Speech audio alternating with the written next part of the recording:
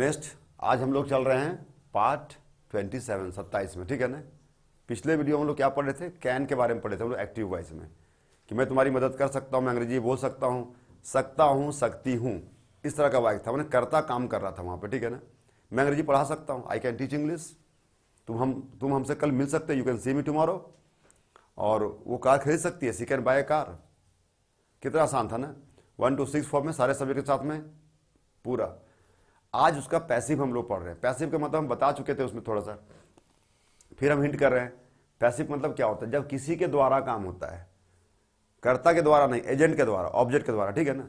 तो जब ऑब्जेक्ट के द्वारा काम होगा तो उसको हम लोग पैसिव कहते हैं। अब सेंटेंस से पता चल जाएगा आपको। पैसिव ऑफ कैन, की जा सकती है, तुम्हारी मदद की जा सकती है। देखिए क्या कह रहा है ना, तुम्हारी मदद की जा सकती, किसी के द्वारा होगा ना। सेंस अपने समझ में आना चाहिए कि हमको सेंटेंस कैसा है, हिंदी में कह रहा है की जा सकती है, किया जा सकता है, ई जा सकती, ऐसा सेंटेंस रहेगा। जैसे यहाँ पे देखिए क्या बोला है, मेरे द्वारा तुमको पढ़ाया जा सकता है, या जा सकता है, तो यहाँ हो गया या जा सकता है। मेरे द्वारा कार खरीदी जा सकती है, ई जा सकती है। तुम्हारी मदद की जा सकती है, की जा सकती है। इस तरह का लास्ट में जब सकता है, सकती रहेगा, उसमें जा लग जाएगा, किया जा सकता है, की जा सकती है।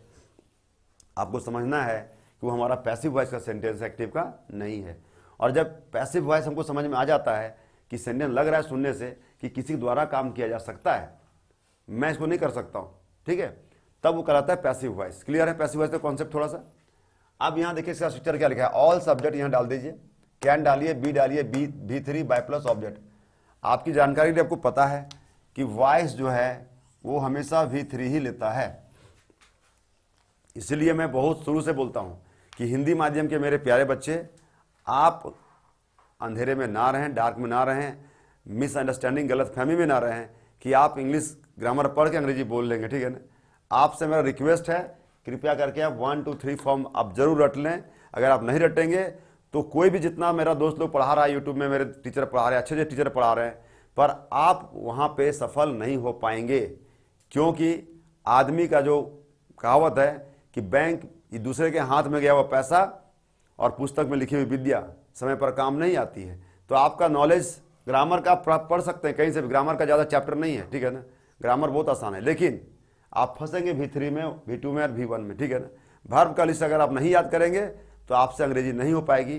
फिर मैं बोलता हूँ, हर वीडियो में बोला हूँ और शुरू से मैं बोलता हूँ कि सबसे पहले उसको आप 200-300 जो आपका वर्ब का लिस्ट हम दिए हैं उसको याद कर लीजिए, ठीक है ना, बहुत जरूरी है। तो यहाँ सबसे पहले क्या होगा, V3 होगा, देख लीजिए। सब्जेक्ट कोई भी लगा सकते हैं, मॉडल्स में हम पहले बोल दिए कि सब्जेक्ट का कोई बैरियर नहीं है, कोई प्रॉब्लम नहीं है, कोई भी सब्जेक्ट, कोई भी हेल्पिंग वर्ब, कोई भी V3 लगा सकते जो आपका मन है सेंटेंस के अनुसार, ठीक है। यहाँ लिखा हुआ है ऑल सब्जेक्ट, फिर यहाँ पे सब्जेक्ट मतलब सब ऑल सब्जेक्ट ही रहेगा, ठीक है ना। Can be V3 by plus object, ये आपका हो गया रोड मैप, स्ट्रक्चर हो गया। अब इसमें चलना है हमको।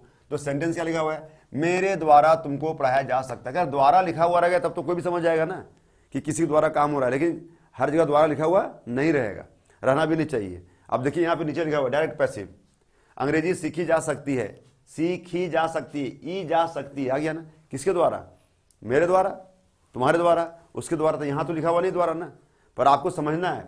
गेहूं उपजाया जा सकता है, अब लिखा हुआ है गेहूं उपजाया जा सकता है, किसके द्वारा, किसी द्वारा ना। ये तो नहीं बोलेंगे मैं गेहूं उपजाया जा सकता है, सेंटेंस सही होगा, नहीं होगा ना। मेरे द्वारा, यहाँ द्वारा छुपा हुआ है। सेंटेंस डायरेक्ट पैसिव का है। डायरेक्ट पैसिव कहने का मतलब क्या होता है, इसको आप एक्टिव में नहीं बदल सकते हैं, लेकिन ये सेंटेंस पैसिव में ही रहेगा। एक्टिव से पैसिव तब होता है जब बीच में एजेंट होता है। अगर कोई सेंटेंस एक्टिव में आपने लिख दिया है और उसमें ऑब्जेक्ट नहीं है, वो पैसिव में ट्रांसफर नहीं होता है। इस चैप्टर को हम लोग पैसिव वॉइस में पूरे डिटेल में पढ़ेंगे, लेकिन हम मॉडल को पूरा कंप्लीट खत्म करना चाह रहे हैं, इसलिए इसमें बताना हमारा मजबूरी है, ठीक है ना। अब हम बोल दिए कि आई कैन टीच, मैं पढ़ा सकता हूँ। अब इसका पैसिव बनेगा, नहीं बनेगा, क्योंकि पैसिव में होता क्या है, जो यहाँ पे ऑब्जेक्ट होता है यहाँ पे सब्जेक्ट बनता है, यहाँ का सब्जेक्ट यहाँ पे ऑब्जेक्ट बन जाता है, ठीक है ना, उल्टा हो जाता है। फिर कोई हेल्पिंग वर्ब का प्रयोग होता है, V3 का प्रयोग होता है, ये इसका नियम है। तो भाई ऑब्जेक्ट है ही नहीं मेरे सेंटेंस में, आई कैन टीच, मैं पढ़ा सकता हूँ, नहीं बनेगा पैसिव। अगर लिखते हैं आई कैन टीच इंग्लिश, अब इंग्लिश आ गया ऑब्जेक्ट, अब बन जाएगा English can be taught by me, मेरे द्वारा अंग्रेजी पढ़ाई जा सकती है। तो सब्जेक्ट से ऑब्जेक्ट, ऑब्जेक्ट से सब्जेक्ट बनता है, इसका नियम है ना वॉइस में।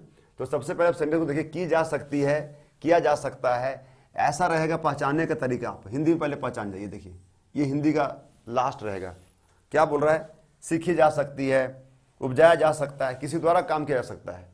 ठीक है, तो आप सबसे पहले सब्जेक्ट यहाँ पे लिखिए, फिर कैन, फिर बी, फिर भी3 बाय प्राप्त। कहता है मेरे द्वारा तुमको पढ़ाया जा सकता है, तो सबसे पहले तुमको पढ़ाया जा सकता है, यहाँ तुम सब्जेक्ट है, ठीक है ना। तो यहाँ लिखा है यू, देख लीजिए। उसके बाद कैन बी, इस सब में रहेगा, कैन बी सब में, इसका इस स्ट्रक्चर में कैन बी रहना ही रहना है। उसके बाद भी3 रहेगा। तो क्या है भी3? पढ़ाना। पढ़ाना का भी3 क्या होता है? टीच, टाउट, टाउट, तो बन गया। फिर बोलता है बाय, बाय लगा दिया। और ऑब्जेक्ट मेरे द्वारा, मी, बाय मी, तो बन गया ना, you can be taught by me. अब यहीं पे अगर हम ऐसे कर दें तो क्या हो जाएगा? यू कैन बी टाउट, तुमको पढ़ाया जा सकता है, बाय में छुपा रहेगा। तो नंबर 1 सेंटेंस है ये। नंबर 2 में चला गया, कुछ नहीं करना है। यहाँ पे जैसे आप 1 to 6 जाते हैं, अगर मेरा वीडियो आप देख रहे हैं तो समझ में आ ही गया होगा कि मेरे पास गियर जो है वो 6 है, बस सारा क्वेश्चन से खत्म हो जाता है। तो नंबर 1, नंबर 2 में कांट हो गया, नंबर 3 में कैन बाहर चला जाएगा, नंबर 4 में कांट बाहर चला जाएगा, WH में WH 5 में WH नंबर 3 और 6 में WH 4। ये फॉर्मूला आपको रट जाना चाहिए, ठीक है ना। बार बार हम हर वीडियो में इसी तरह बताते हैं, ठीक है ना। अब देखिए यहाँ से क्या हो रहा है, मेरे द्वारा तुमको नहीं पढ़ाया जा सकता है, बोल रहा है नहीं पढ़ाया जा सकता है। तो यहाँ पे नेगेटिव हो गया कांट, तो ये जो कैन था यहाँ पे हो गया कांट। बस सेम सेंटेंस देख लीजिए, you can, can't, be, taught, taught, same रहेगा।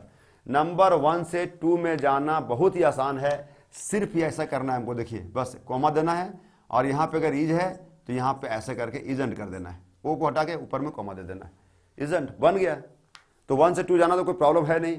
अगर बच्चा को हेल्पिंग वर्ब याद है 24 ठो, तो कोई भी सेंटेंस उसको हम देंगे अफर्मेटिव, वो नेगेटिव ऐसे चुटकी बना देगा, करेगा कुछ नहीं, इज रहेगा एजेंट डाल देगा, आ रहेगा आरन डाल देगा, ठीक है ना।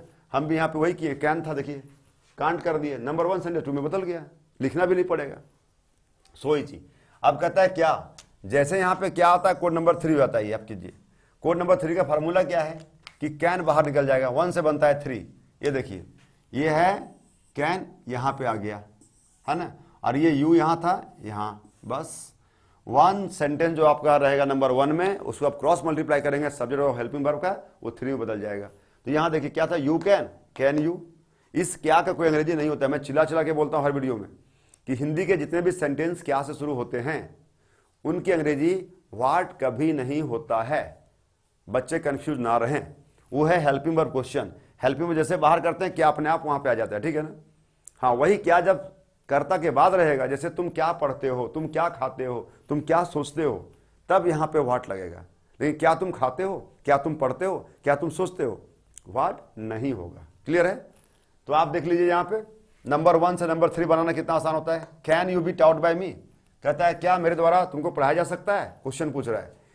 अब इसी तरह से नंबर 2 होता है, उसी से 4 बन जाता है। देखिए यहाँ कांट था, यहाँ कांट हो गया, यहाँ यू था, यहाँ हो गया, या इसमें भी आप नोट लगा सकते हैं। तो कहता है क्या और नहीं, ये नंबर कोड है, क्या और नहीं, हेल्पिंग वर्ब का नेगेटिव क्वेश्चन है।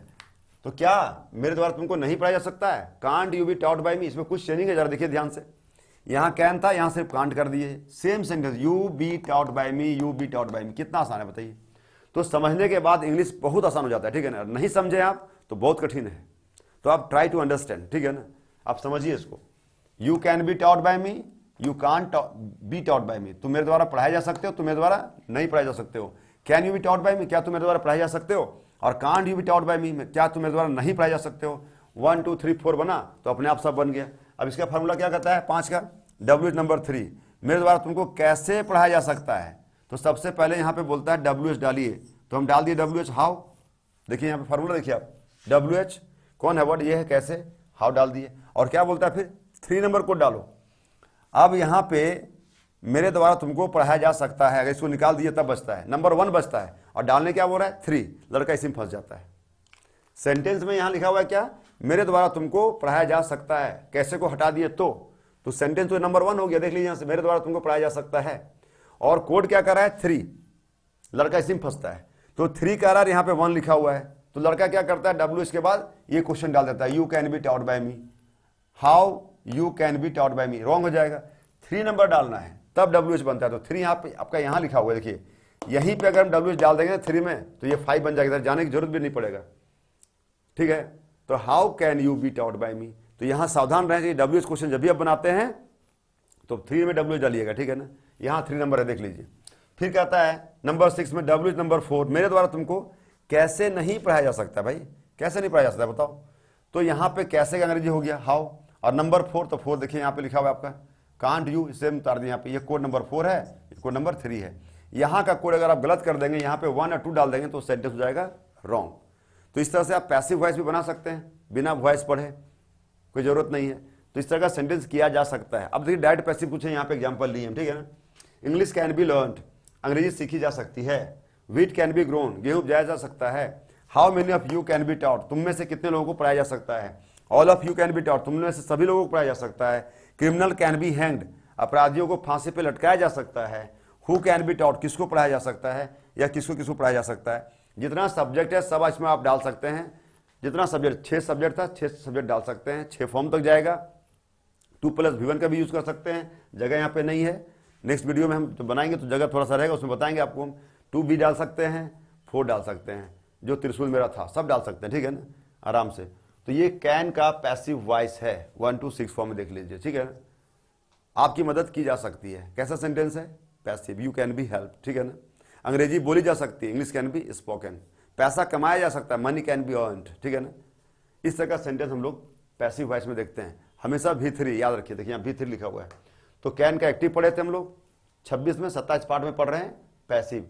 तो कैन से अब 2 सेंटेंस बन जाएगा ना आपसे, कि मैं कार खरीद सकता हूं, सकती है, सकते हो, ये है एक्टिव ना। I can buy A car. और कार खरीदी जा सकती है, देखिए किसके द्वारा, मेरे द्वारा, आपके द्वारा, की जा सकती है, आ गया ना। खरीदी जा सकती है, दी जा सकती है, ई जा सकती है, मिल गया ना। तब यहां हो जाएगा a car can be bought by me, a car can be bought by you. मैं तुम्हारी मदद कर सकता हूं, सेंटेंस देखिए कैसा है, active. I can help you. और तुम्हारी मदद की जा सकती है, आ गया ना। फिर you can be help by me, इसका मतलब है आई कैन हेल्प यू, मैं तुम्हारी मदद कर सकता हूं। ये एक्टिव में हम बोल रहे हैं, हम करेंगे। और मेरे द्वारा किया जाएगा, ऑब्जेक्ट आ जाएगा मी। तो हमेशा बाय के बाद ऑब्जेक्ट आता है। You can be help by me, तो एक्टिव और पैसिव क्लियर हो गया।